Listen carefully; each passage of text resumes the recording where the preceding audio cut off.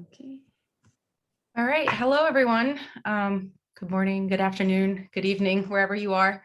My name is Melissa King. I'm one of the founders of ConCode. I want to just kind of quickly reiterate what ConCode is if you don't already know about it. We have a Slack channel where we can just kind of ask any questions that you have when it comes to coding, data analysis, data science. It's a really great community, people from all over the world. I think we're getting close to 600 now, which is really exciting. And we are trying to semi-regularly produce content where we invite people who have experience or knowledge or expertise in this area to come talk about their work.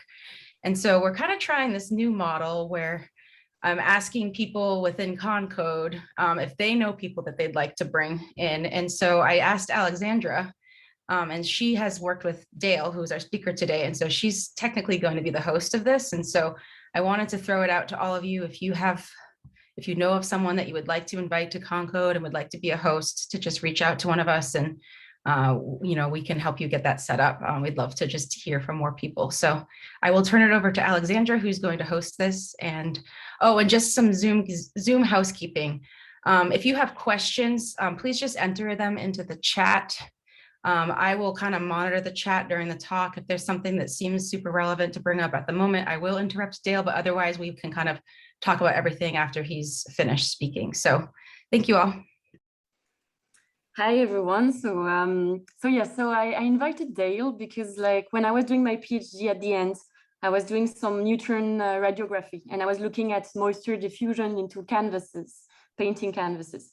And I had a lot of, I was struggling analyzing my images. So at the time, Dale was actually running a course on ImageJ, and I joined it, and then I asked for his help. So that's how I met Dale. That's the story behind why I know him personally.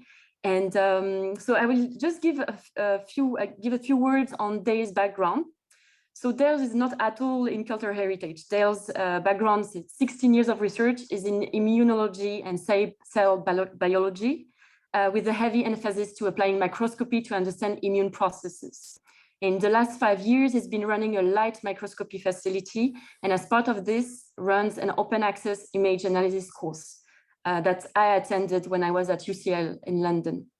Through the course, he's helped analyze mostly biological samples, but also, so that's why he told me, ice cream, seaweed, so paintings, maybe that's my case, Persian rugs, and archaeological samples. So today, Dale will be give some examples of the application of this image analysis software, ImageJ or Fiji, and so some application in archaeology. So yes, maybe I should start with a few questions before the presentation, Melissa, right? The 3 questions that we ask all our guests. So Dale, so, first question. So maybe the easy one, how is coding part of your job? Is it something you're doing every day? Is it a common thing? Yeah, so yes, every day. But I only code really in one language, which is the macro language that lives within Fiji. Although a tiny bit of Python, but I have to be dragged kicking and screaming to do Python because I can pretty much do everything I need within Fiji. Okay. And how did you start coding? Is it something that was part of your background in cell biology? Is it something that you start there? So I'm a biologist by training, so not a physicist, not a mathematician. Many microscopists, which is my current role, come from a background in physics or maths or coding more and more now. But no, so it was out of necessity really. I had images, I needed to analyze them, and I couldn't do it without learning a bit of coding. So slowly over the years, I've taught myself how to at least code in this one language. I see. Yeah, like many of us, I think. And how did you get into cultural heritage? I'm not into cultural heritage, I guess. So I guess, I mean, I've been exposed to many different types of image analysis from running a course, and so really, whatever people bring to me, then I'm happy to help out with. But if you ask me to define cultural heritage, I would struggle, to be honest. That's fine. And then, well, this question is maybe a bit hard because you said that you analyze only a few images, but how do you see what is for you the potential of coding and cultural heritage? What would be the sort of future of, do you have any idea of this? Did you discuss it with the people you worked with who were in cultural heritage? I don't, is looking at archaeological samples yeah, a subset of cultural heritage? Yeah, okay. So more and more it's about automating stuff, I think. So I mean, literally the two projects that I'm going to talk to you about, they were measuring things with calipers. So they would pick up their sample physically, measure it with some calipers at various angles, write it down, and then put that into Excel and then make a spreadsheet, and off they go. And so I mean, literally the one looking at millet grains, this is how they did it. And then they had the idea of taking a photo, but then still measuring it with calipers on the photo or a ruler. And I was, this is crazy. You can just do all of this computationally. So I think it's about throughput. You can suddenly, instead of measuring a few things, you can measure thousands of things and get rid of the error, any errors that way. But I don't know. I'd like to think that, I mean, Fiji can be used. You can bend it to analyze any image. As long as you can image something, then you can do a fairly good job of analyzing it. I think a lot of the future now is increasingly moving towards machine learning and artificial intelligence, where you can really harness the power of computing without really understanding what it's doing, and train it to identify what you want to know and give you some answers. Yeah, and I feel it's good to know how the software works, because then you know what kind of images you should take also when you want then to use this coding part. So that would be interesting. So we'll listen to you, Dale. Thank you very much for this answering this few questions. And now you're welcome. You go. Okay, thank you for the kind instruction. Are you still seeing my screen? Is it still sharing? That's right. Yeah. Okay. So it's okay. So maybe, I've not got a cursor set up. How do I do that? Hang on 1 second. Right, there we go. Okay. So yeah, so I'm going to talk to you today about analysis I do in the open source software Fiji. And I'm going to give you a couple of examples from archaeology. But I'm also going to give you, assuming we have sufficient time, an example from work that I do more often, which is biological research. So a brief overview of what I want to discuss today is first of all, to understand what we're analyzing when we're doing image analysis. And really that comes down to knowing what is a digital image. And it's often not what people think. It depends how much of a background you have in image analysis. Often people are surprised. And then, of course, how do we actually analyze these images? And I'll give you a very brief overview of the software I tend to use for this, which is Fiji, which is free to use, constantly in development and open source. And then, as I said, I'll give a couple of examples from projects that I've been involved with some years ago now in archaeology. One was looking at millet seeds, and one was looking at a word I'd never heard of before, potsherds, which is, it's a broken pottery, I guess. And then I'll give a more recent example from a project I've been working on recently, which is how we can look at 3D images and extract layers from the surface or from the subsurface, and really kind of like peeling an onion and looking at different regions within an object. So first of all, so what is a digital image? The quick answer is, and this is what people are often surprised at, it's just numbers. And an image analysis isn't actually analyzing images. It's performing maths on a load of numbers, which just happens to represent an image, and trying to find whatever it is we want to find out about that image. So every image that you see on a screen, certainly, and probably almost every image you've ever seen, with the exception of paintings, are likely to be digital images. And so these are going to be digitized representations of something from the analog world. And typically, if you see these on the screen, they're going to be in a format called RGB. And it's kind of important to know that the format of the image you're dealing with before you can do any analysis on it. So in this slide here, here's a picture of a parrot, typical photograph. This is an RGB image. I've taken some examples from my field of work, which is from microscopy. These images as displayed are RGB images, but as captured, they were something different. And they were actually captured as an individual image of each of the color components that we make up. And these would be called channels. And actually, they're entirely separate from one another and can be analyzed independently, but then they can be recombined and analyzed as a whole as well. or like a computer generated black and white image. This also can be a single color, just a black and white image, or it can be an RGB image. So you need to kind of know the format of the image that you're dealing with so that you can be certain that you're not making any silly mistakes in your analysis. So what is an RGB image? Well, RGB just stands for red, green, blue. And so this is basically the format of every image you've ever seen, pretty much, certainly anything taken with a color camera. And it's literally just that. It's a red picture, it's a green picture, and it's a blue picture. You can bind these three separate images together into one composite image, and between the three of them, you have all of the colors of the visible spectrum. So if it's bright red, bright green, and bright blue, you put it all together, that's where you get your whites, and any combination of anything in between. But these images, they're not really pictures at all. I mean, they can be displayed as pictures, but a computer just sees them as numbers. And so all digital images are just a numerical representation of your sample or of your image. And they're actually broken up into pixels. So it's an array of pixels with a defined spacing. So this is the size of each bit of your image and a location. So they all have a position on your image. So we know where they are.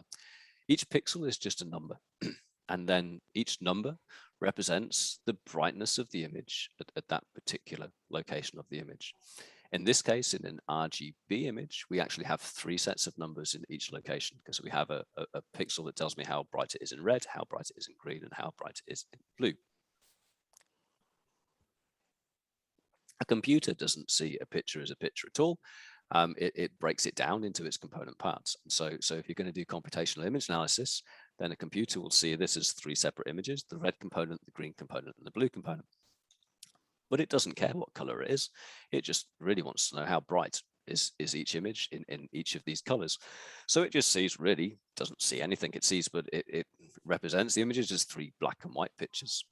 But it doesn't even do that, really. If we just break it down and look at one of these components, so if we just look at the green component of this image as a black and white picture, as I said, it's just an array of pixels.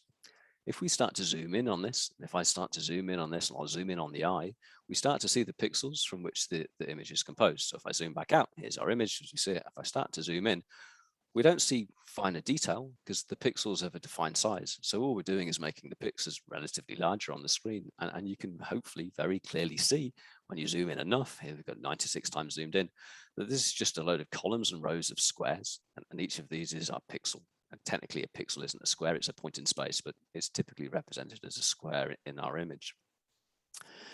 So then each of these pixels has a location on our image, so we know where we're looking. And so if we just looked at this bit, which is 8 by 8, the top left would be 0, 0, and we go across, we have an X and a Y coordinate.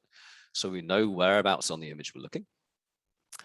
Each pixel is just a number. So it has a position in space, and then it's just a number. In RGB images, these numbers range from 0 to 255. So there's 256 possible levels of brightness, which is 2 to the power of 8, which is an 8-bit image.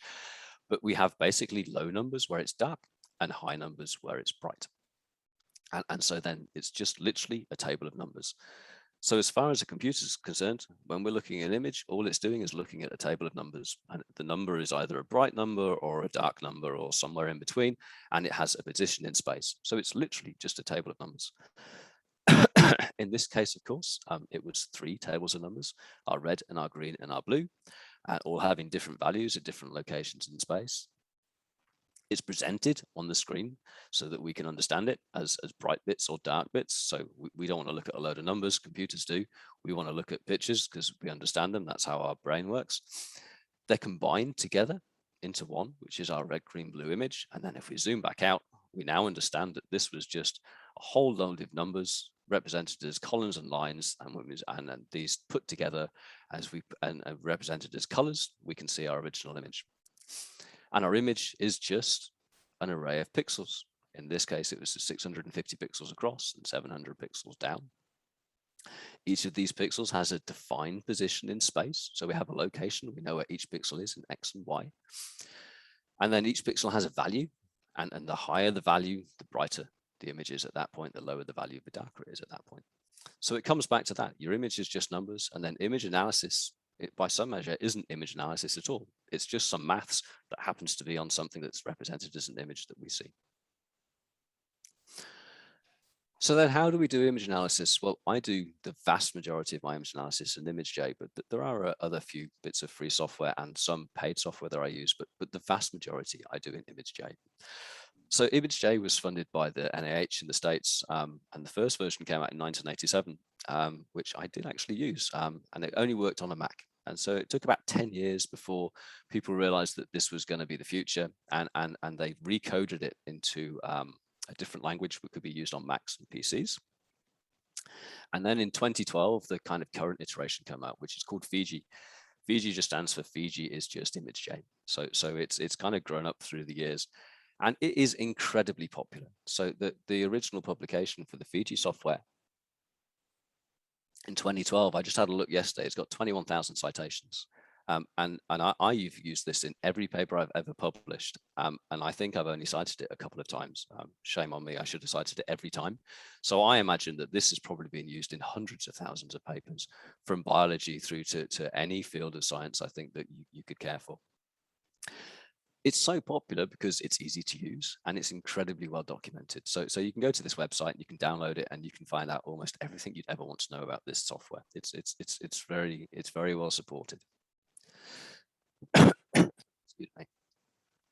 So, well, why else is it so popular? Well, it's open source, so it's constantly under development. You can access the code yourself. If you want, you can change it, and it's free. So everyone's favorite price. You don't want to have to pay for something if you can get it for free. So this is free. It's incredibly powerful. So that there are numerous image analysis features built in straight out of the tin. So you don't need to know any coding to do an awful lot of image analysis. You just open Fiji, open your pictures, and find the correct set of functions, and off you go and press the buttons. And before you know it, you've got a lot of usable data. But it's also really highly adaptable. So if you can program in Java, which I can't, then you can write plugins, and you can write plugins that then can further enhance what you can do in Fiji. So without using all of the built-in functions, you can start to code your own functions and start to really fine-tune analysis. There's examples in that where, for example, you might want to trace connections between nerves, and there are plugins that will help you do this.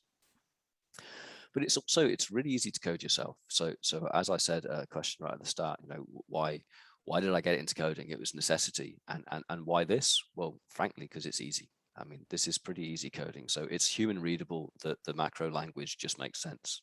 So it's just words that make sense. It's very well documented, and actually it writes the macros for you. So macros being the code that you can actually record what you're doing, and as you go through it records everything in the macro language, and then you can just rerun exactly what you've done without having to go through all of the steps manually.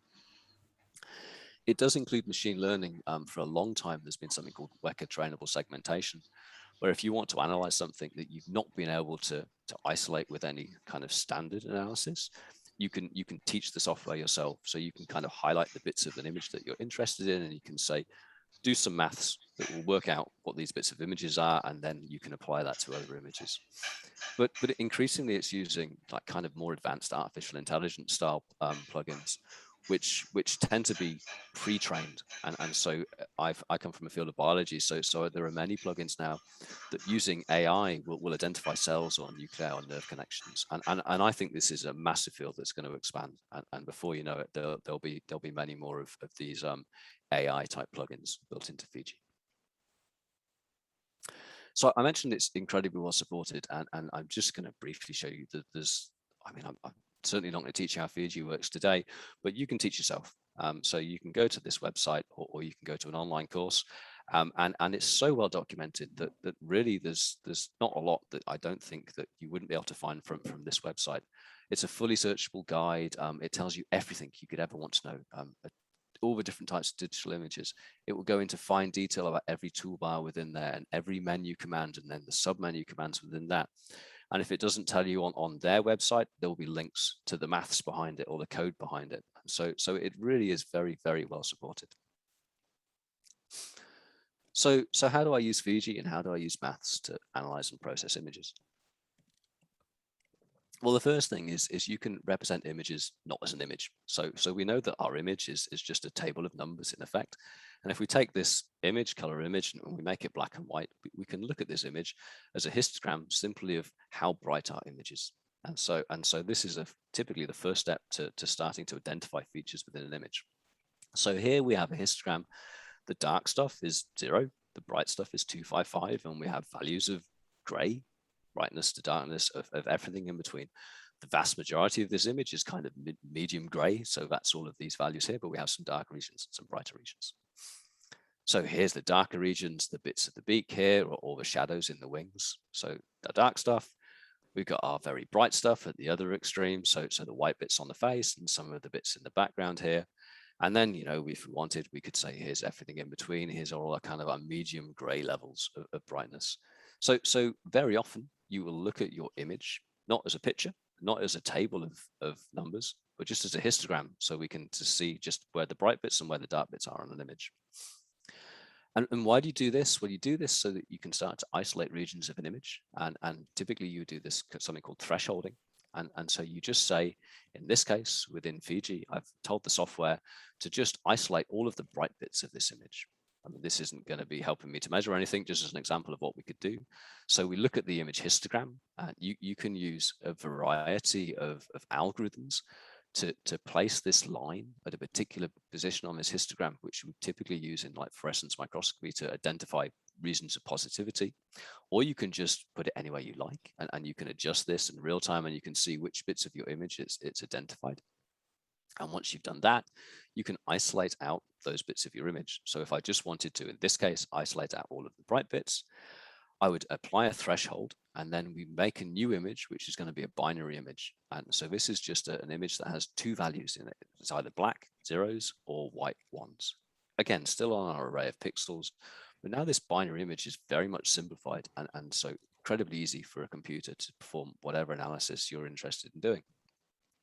Typically, you might want to measure things like the area, length, and width of the bits of the image that you're interested in. Or you might want to measure relationships between the bits of the image that you're interested in. So are they clustered together? Are they evenly distributed? Are big objects located in a particular region? Or are objects of a particular shape localized in one place or another place? And all of this can now be done mathematically. And this math now becomes quite simple because we're just dealing with an image which is black and white, zeros and ones. But you can also take these regions that have been identified. So here presented as a mask or a binary image.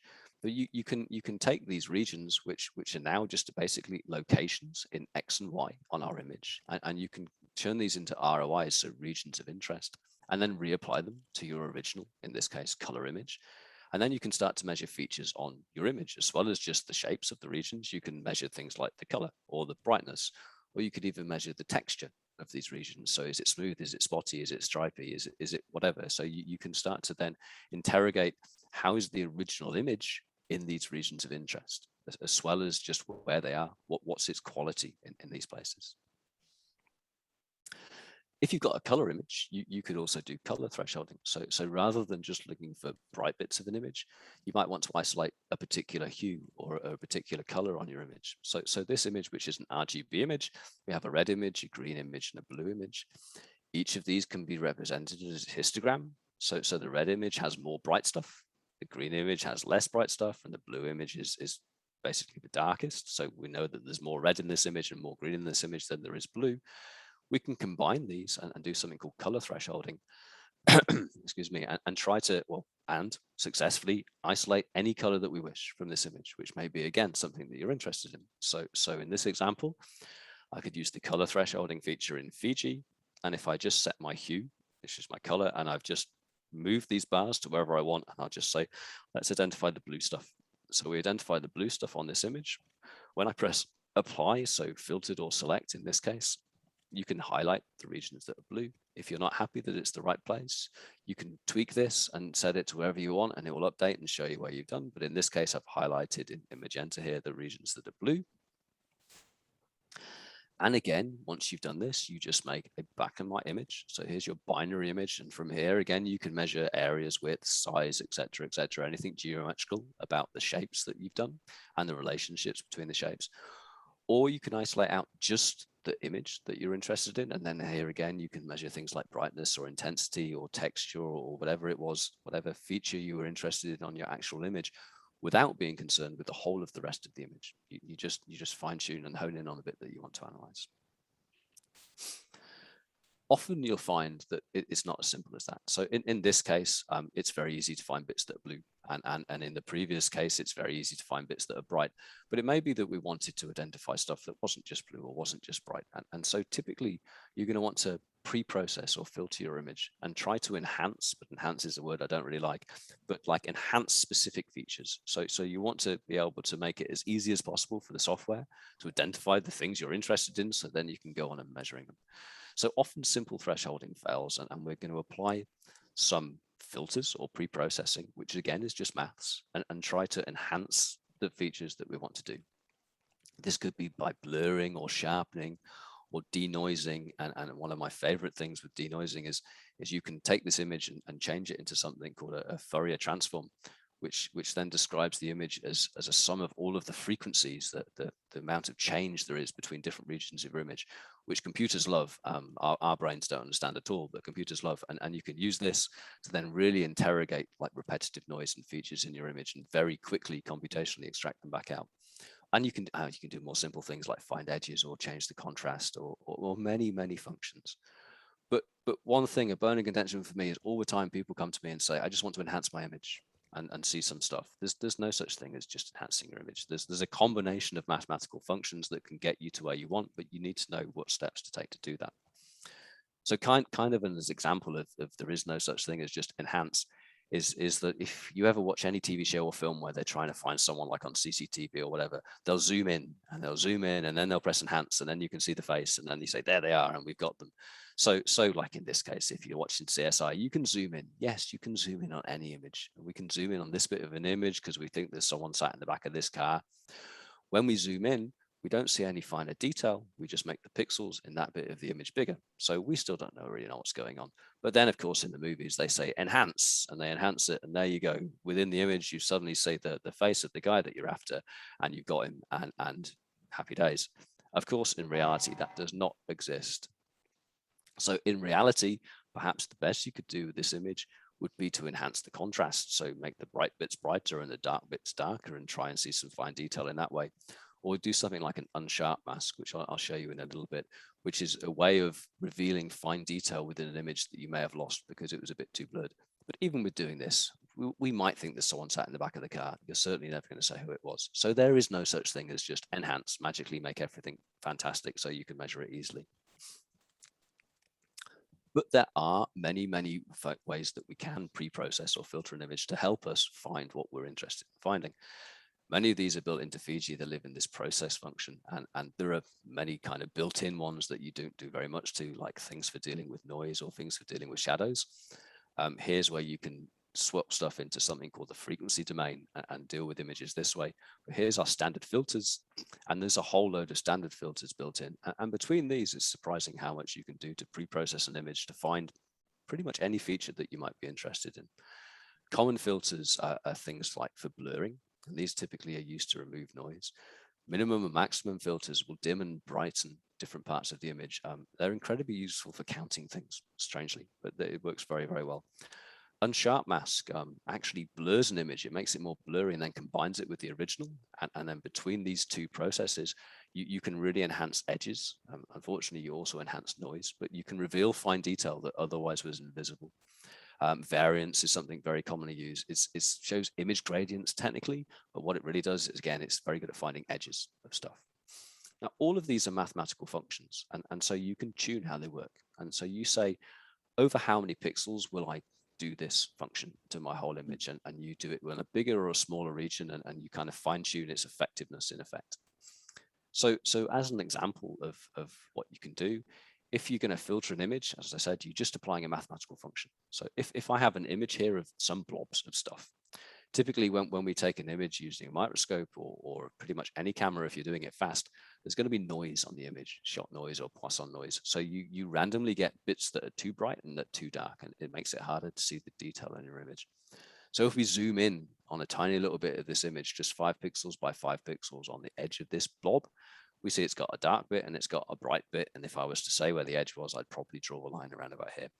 Typically, when you capture an image using a scientific camera or any digital camera, you're going to have noise in your image. And so then randomly, some of the bits are too bright and some of the bits are too dark. And so this noise then corrupts your image. So simply filtering an image by blurring, which is just by applying some mask to the image, you can pretty much remove the noise and get pretty close back to your ground truth, your original image, without having to know what this was. So you do this and you filter it, and before you know it, you get back to where you were. In this case, the way this works with a median filter, again, it's just maths. So we have our original image, which is an array of numbers. And in this case, it's an inverted image. So in this case, the dark bits are high numbers and the bright bits are low numbers. The image is noisy. So these numbers are randomly changed by an unknown amount from what they were, hopefully before we had some noise on it. So we simply filter this, and we filter this mathematically. In this case, I've used a median filter, and I've tuned it to a radius of 2 pixels. So all this does is if we look at this middle pixel here, which has become a little bit higher in value than it was originally due to random noise, we take this pixel and we look at all of the pixels around it in a given range, in this case, 2 pixels across. And a median filter then just says we'll order all these numbers from the lowest to the highest, whichever one's in the middle, we'll make that the new value on our output image. And it does a surprisingly good job without you having to know what the noise was. It will generally just fix things. And in this case, it looks like the number that was in the middle was 114, this one here. And it just looks around the area. And because noise tends to be random, if you take the average of the noise, you're probably going to remove it. And so then you get back to what you were original. It's never going to be perfect, but it's going to be a lot better than your original noisy image. So then all of these filters basically do the same thing. They do some mathematical process on the numbers around them and take the result and change that to what you want it to be. So all of these filtering processes do the same. So you can't magically reveal a face within the back of a window, but you can enhance an image in various ways to help you get to where you want to be. So a nice example of that is this Unsharp mask. So I've just stolen this from a website. It's a photo. The original photo perhaps lacks detail and contrast. By applying either a low stringency or a high stringency Unsharp mask, you can start to enhance the features that are in this image but are hard to see. And then you make them easier to separate out from one another. And so in this case, we can see fine details in the shirt that just really aren't apparent here, or maybe fine detail in the hair. So this Unsharp mask can be a very useful tool to reveal detail that you think is in your image, but you can't quite discern. And you run an Unsharp mask, it's a mathematically defined function, and you can reverse it and you can get back to where you were, but ideally you keep this image and you can then reveal fine detail. Or you may have a noisy image, and then you may want to blur it to try and to remove the noise and have a better idea of what this image is. There are different ways of blurring. Sometimes you might want to use a median filter and it will preserve edges and keep a sharp gradient between different objects. Sometimes you might want to use a Gaussian filter, which I think generally does a better job of removing noise, but it makes edges blurry. Or you might want to combine various filters. So in this case, a Gaussian filter and then an Unsharp mask brings us probably closer to the ground truth, the original image without the noise, by first blurring and then enhancing edges. So, and if you know what you're doing, you combine more and more filters, and before you know it, there is actually an enhance. But the enhance is a step of mathematical processes to get you from where you started to where you want to be. So that's all well and good. So how do I actually apply this to actual image analysis? So as I said, it was a surprising number of years ago now, when I was first running my course, that I had a visit from a couple of people from archaeology, Charlene and then Bruno. So I'll talk about Charlene's project first. So they wanted to analyze millet seeds, which I thought were rice when I was first asked about this. Turns out no.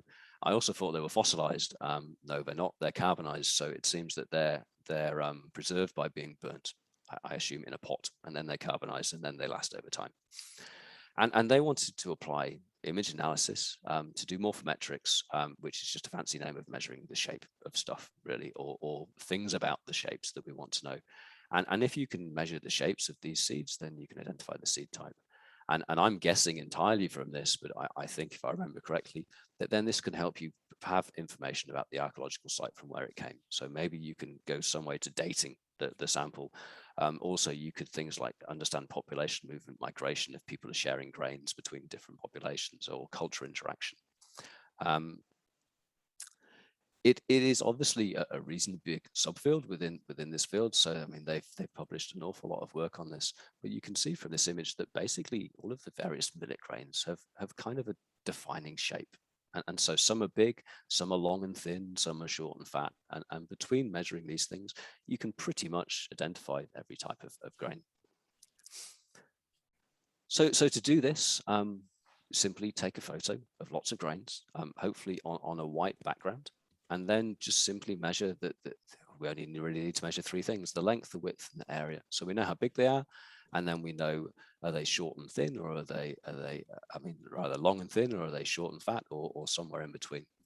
And all of this is done incredibly easy within Fiji. So all we do is take the image. First of all, just binarize it. So this is thresholding it. So this is doing that simple mathematical thing.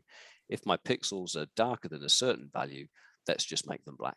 And if they're brighter than a certain value, let's just make them white. So we do this and we just make it a black and white picture.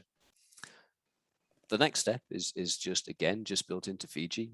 Fiji knows you want to analyze stuff. So there's just a function built in which is analyze particles. And you do this, and everywhere where it's called connected components. So everywhere where there's a lot of pixels touching one another, and they're all of the same color, in this case, just black, then we group that together and we call it one particle. And then we can analyze the properties of these particles. Built into Fiji, there are numerous things, again, straight out of the tin that you can just measure. In this case, if we measure the area, we know how big they are. If we measure an ellipse, it will tell us how long and how wide it is. And if we, as a bonus, measure shape descriptors, which the people didn't even know we could do, we can also start to describe the shapes of these things, which maybe will provide even more information. Again, all built in. So all we do is we make the picture black and white, we tell it to measure these things, and we press analyze particles. And hey presto, you've got all of your data with almost no effort whatsoever. What I always like to do whenever I analyze anything within Fiji is make sure I output an image that I can check that what I've measured is the right thing. So having a table of results is great, but having a table of results doesn't tell me if I've measured the right thing. So you could have all of the results and they could all be erroneous. So if you at least then label your images, then you can say, I've measured the length and the width of this and the areas, and that this looks pretty much spot on. This, of course, we automated, and so this was all coded into a macro. The macro is incredibly short, 75 lines. I didn't even type most of this macro. I did the process once manually, and then I recorded all of the functions as I go, and then I ran this as a macro to work on a whole load of images. I did, however, steal one bit, so there's a significant amount of maths went into this macro, and that is to draw these ellipses and these lines. So this isn't built into Fiji. You can measure them, but you can't draw them by default. So fortunately, someone had wanted to do this before and put it on their website. So I just stole from their code, and I put it into mine. And there we go. We have a process that does the whole thing.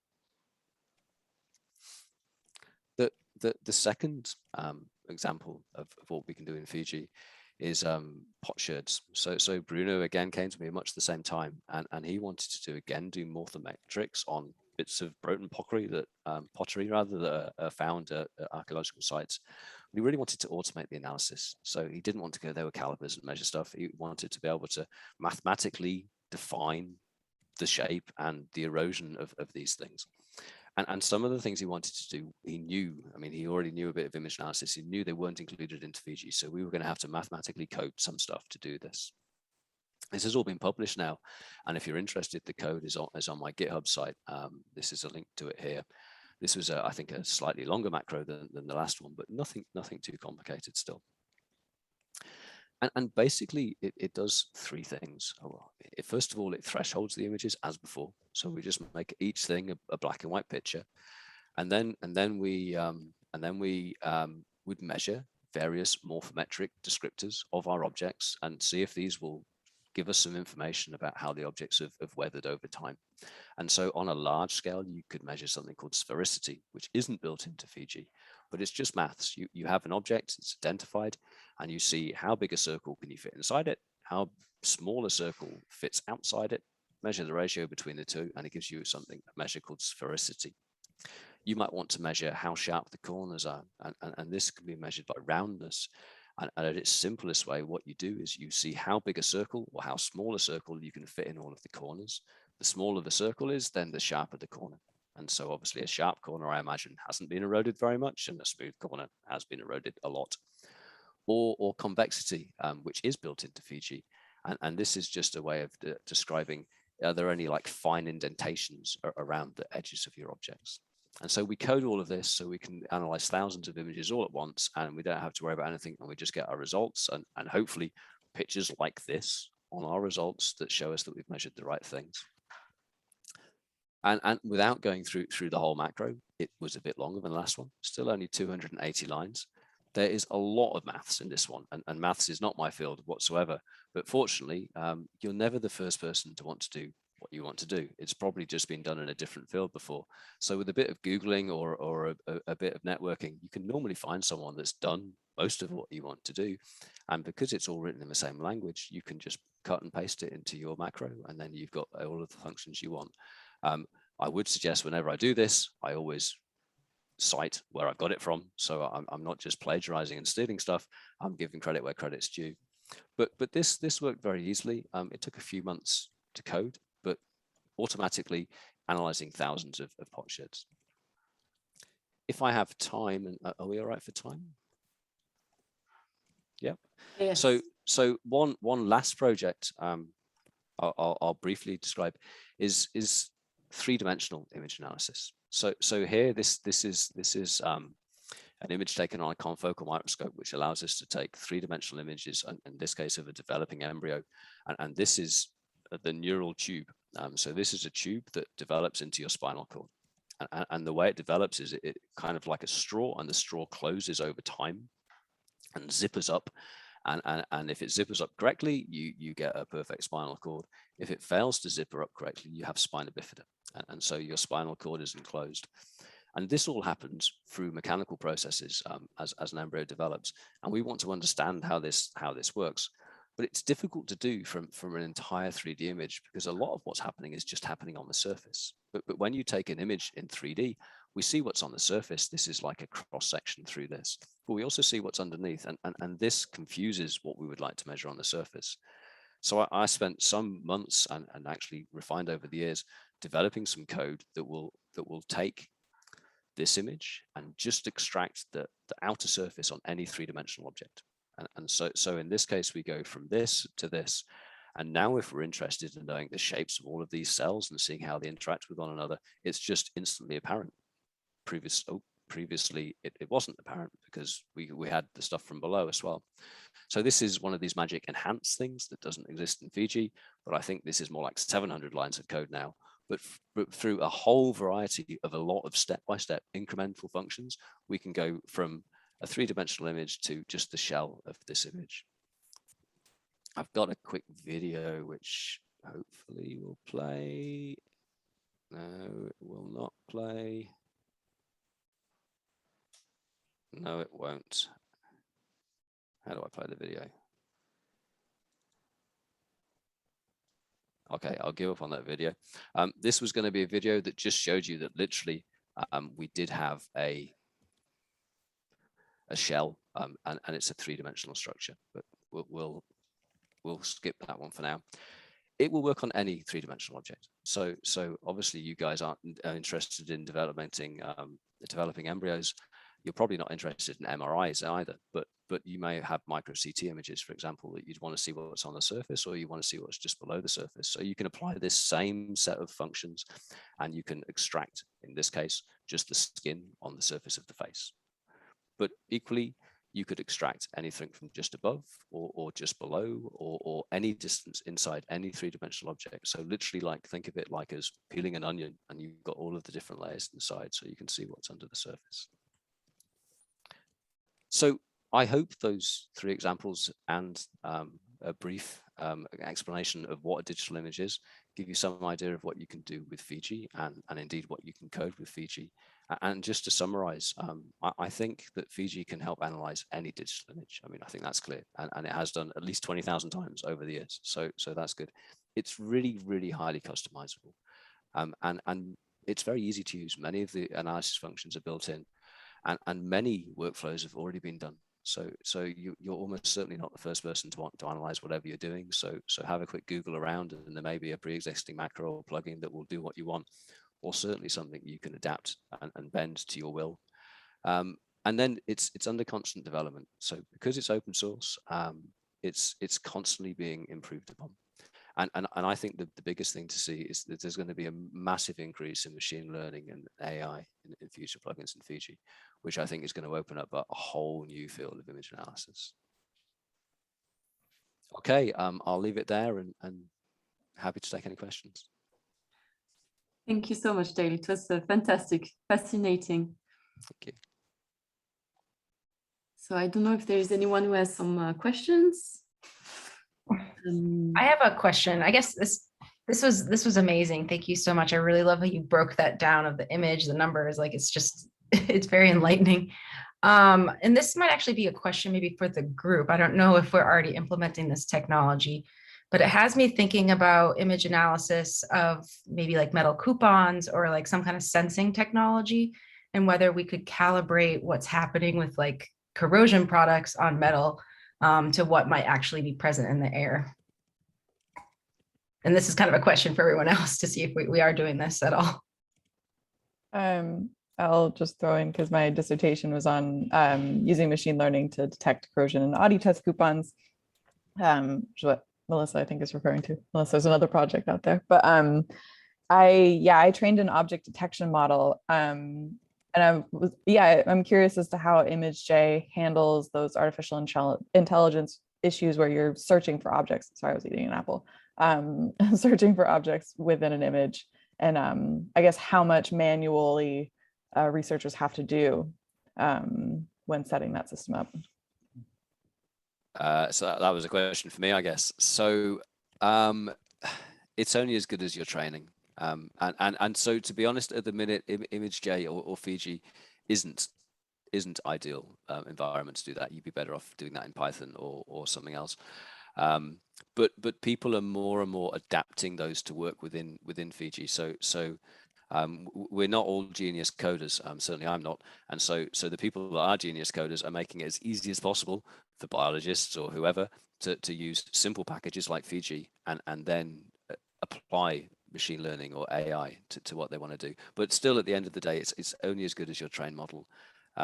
There are various plugins that help you do the training, but the training is just laborious, isn't it? You know, you just got to label every single object that you're interested in, do that thousands of times, and hope it works out. And you try it from there.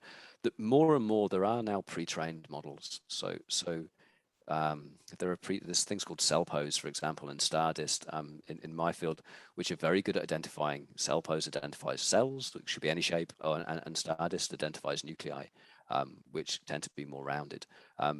Typically, they're very hard to segment, which is strange. You'd think it would be easy, but these plugins have really revolutionized that. I guess it's only a matter of time before in every field the same thing happens.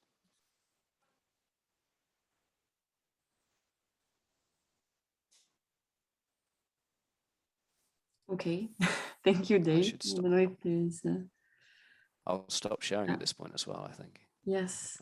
So Sarah, I don't know if you want to ask a question or want me to read it. I can Sorry, see that. trying to unmute myself there. Yeah, it was just thinking about your, thanks very much for that. That was really fascinating. I'm just thinking about your measurements of the millet grains and the pot shards. How do you actually deal with the scale of that? Because you've taken an image of the objects, but how how do you relate the measurement you take to the scale of your image, or is it based on the sort of pixel size that gets sort of scaled up? Yeah, if that makes sense.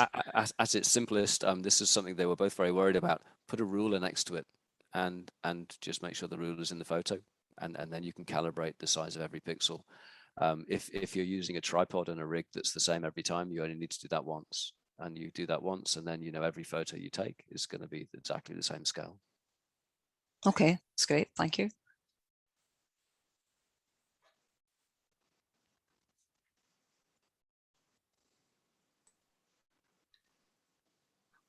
I guess I'll just shout it out if that's all right. I was wondering if you could clarify the process for getting into the deeper layers within a 3D object. Like, how do you define those? Yeah. So how much do you know about image analysis. So if you have an object and you binarize it, so first of all we have to threshold these 3D things, and so then we just have an object, so my fist, and it's just now a black and white object in space. You can dilate or erode, which is a very simple mathematical function. So if you dilate, you add 1 pixel to every edge. If you erode, you remove 1 pixel from every edge. It's not as simple as that in actual coding. So and computationally, it gets very complicated very quickly. But if so for example, if you wanted to look 10 pixels inside, in effect, you just erode 10 times, and there you go, you're 10 pixels further inside. Now that's massively simplifying it and skimming over like months and months and months of me banging my head against a computer trying to work out how to make that work in reality. And in the end, I kind of collaborated with a guy in Germany who's switched a lot of the processing in Fiji from the CPU to the GPU. So the CPU is how you do most of your processing. The GPU is faster, but you have to change the code, and that made my analysis. It swapped it from 6 hours to a minute. And then suddenly it's all achievable, exactly. But yeah, it's again easy when you know how, but until you know how, it's seemingly impossible. But in that case, yeah, you just multiple erosions and you shrink, and you set the boundary. So you might erode it 10 and then 20, and you take the gap in between. Cool, thank you. I have a question. When I'm trying to do segmentation of images, it just seems that most of my images, I have multiple components and they're all very similar to each other. And they also have a lot of variation within each phase. So it's a difficult segmentation question. And then when I try different algorithms or different pre-processing methods, you can get kind of different results. And so, yeah, do you have, what do you do with that kind of image to try to get your best possible segmentation? So, I mean, that is the $1 million question, isn't it? So how do you make it work every time on every image? The quick answer is you can't. So there's always going to be outliers. What you can do is you can build into your analysis a way of identifying the mistakes. So there's another free piece of software called Cell Profiler, which kind of has that built in kind of, and you do your analysis and then you say, are there any outliers in the results? And then it will highlight those for you, and then you can basically just exclude them. Is one way to get around that. But yeah, I mean, it's always the way. I'll start on a subset of images, say half a dozen, and I'll design an analysis pipeline that works for those. And then I'll expand it to another half a dozen, and it doesn't work on any of those. And so then that's where the pre-processing comes in. So it's somehow pre-processing those images so that they're all similar enough that it all works. But I mean, yeah, that's where the magic is, isn't it? That's the difficult bit, and that's the bit that takes the time and experience. I mean, I'd be happy to look at your images. I'm not saying that I would have any more luck than you, but if you want, I'd be happy to have a go. That is the part of my job I enjoy the most, is solving those puzzles. But yeah, it is difficult.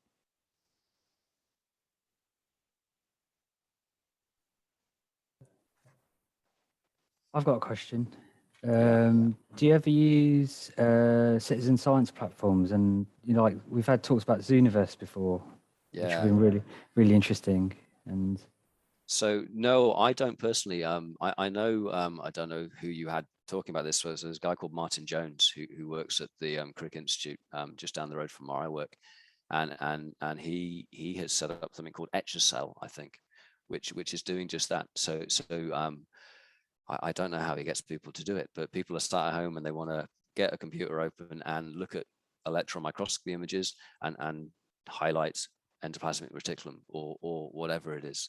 And in this way, yeah, you get thousands and thousands of annotations without you having to do all of the hard work of doing it.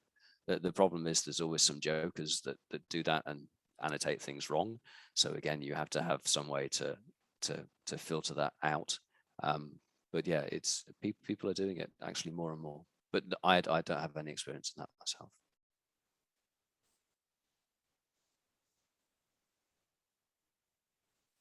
Okay. I think it's so I have one question. It's just like I was wondering, so curiosity. I was wondering when you worked in archaeology and you looked at this Potheads, did the researcher change the way they looked at their samples? Did they make them, the way the software was working make them think about other way to analyze it actually? Think the limitation of maybe the sort of real world was not there, they were not there anymore. So suddenly they were like, actually, we could also measure this and that and etc. And it turned their analysis into something else. Yeah, I mean, I believe so. I believe so. So, I mean, that's the beauty of doing it thousands of times, isn't it? So you do it thousands of times and suddenly you see trends that were invisible because you hadn't done it thousands of times before. So then, you know, if you're coding something to measure 5 things, why not measure 500 things?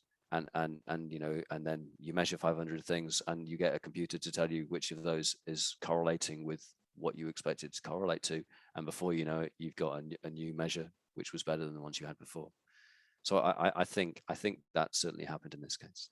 Mm-hmm. Great. Okay.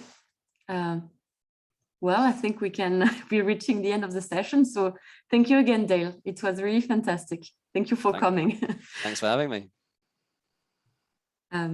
Well, yes, I don't know, Melissa, if we... Yeah, so I will end this recording and I will, if you're okay with this, Dale, I will put this up on YouTube so I can share it with the people on the team that missed it, because I'm sure they'll all be really interested in what you had to say.